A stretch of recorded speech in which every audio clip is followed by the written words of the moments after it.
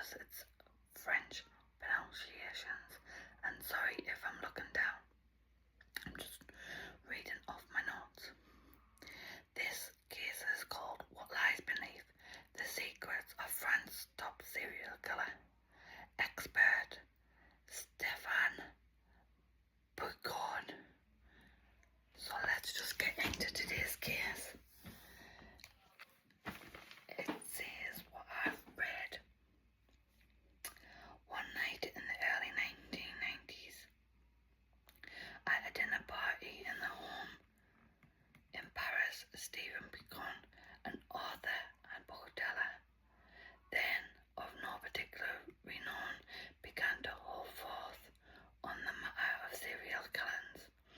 The topic was at the time quite a novel, a culture trove of strings of mystery, homicides, and of course had been fixated around the world since at least the time of Jack the Ripper, and the French, more specifically, had been acquainted with the idea since as early as the 15th century, when the Northumberland Guilds Terriers were found to have kidnapped, tortured, and ridiculed, murdered nearly 150 young children.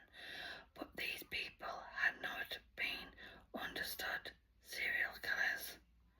That phrase and the nation of such criminals were breed apart, impelled by a special sexualized depravity, really entered into the popular immigration only by the 1970s, and then mostly in the US, where the FBI had established a unit, so-called profiles, to catch them. The serial killers were not yet crucial vogue in France, much less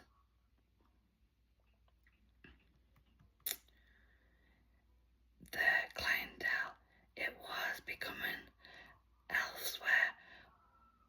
Stevens guests were barely familiar with the concept of it all. They listened as millions of other French speakers would listen in the decades to come, horrified. Stephen told his invites of the FBI program, of the traits of a typical killer, and some more captive.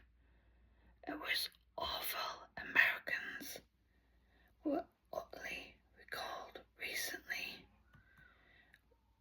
that she was in her 20s, starring out as a television producer. I started asking all sorts of questions. She said, "This is Carol." And the more he spoke, the more I thought myself, we've got a film. So this is when the film What Lie Beneath came about. Stephen was a friend of Carol's parents and had known him since she was a child. She was fond of him, but found him to be a bit of out of sync. She said, always his own little world. A third eye, a tiny second-hand bookshop specialising in mystery crime that he felt a part of, that he fit in. His frame was slightly boyish, but he had grown rather duly in his 30s, with a pot belly and pale complexion. That this suggested, along with his spectacles and secondary life in the half-light of migrants before the bookshop, he had been an assistant on the set of a few major pornographic movies. He spoke in a small, dainty voice. There was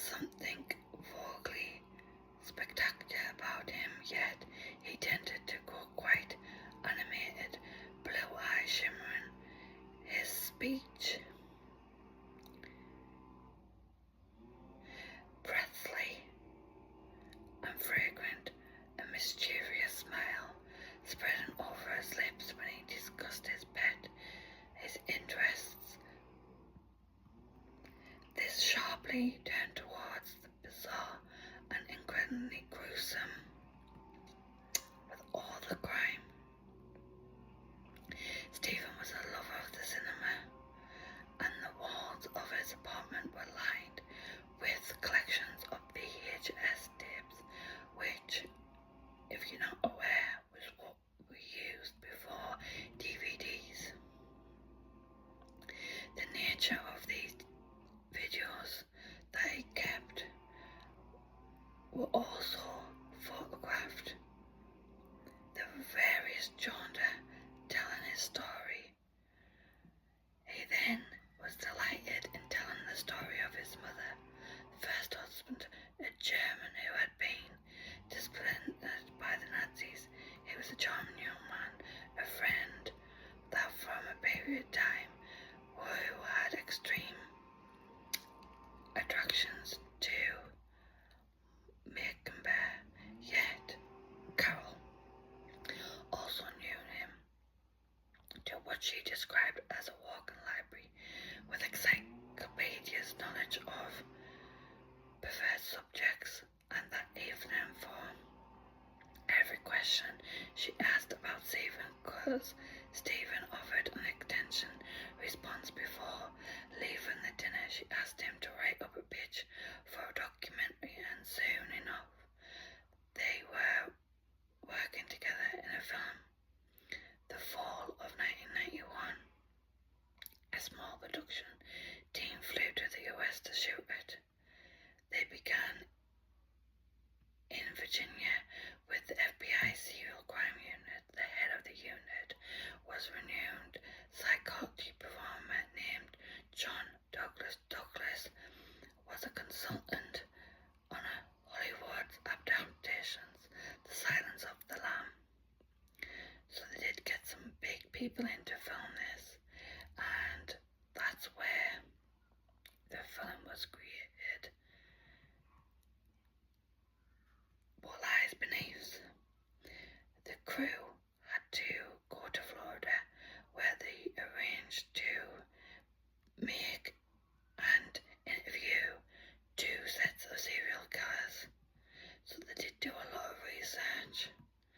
Has anybody seen What Lies Beneath? Because I haven't. There's also a documentary that went forward, but Carol stopped this when she was speaking to Stephen. I don't know why she stopped it. Serial killers seem to expert in a special pull towards the modern immortalization of sex claw, which of course is the evils of all. So yeah, this was meant to be set by the late 1960s, going into the 1980s, about how many he had killed, which I find incredible. Thanks for watching, guys.